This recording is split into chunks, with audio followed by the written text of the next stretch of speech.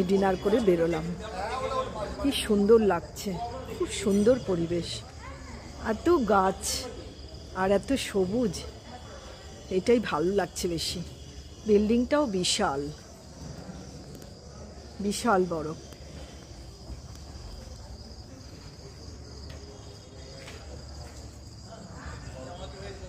এই গাছটা, এখানে একটা গেট আছে, সেই গেটের ওপর দিয়ে পুরো এরকম অনেকগুলোই দেখলাম। এই কি সুন্দর ফুল ফুটেছে।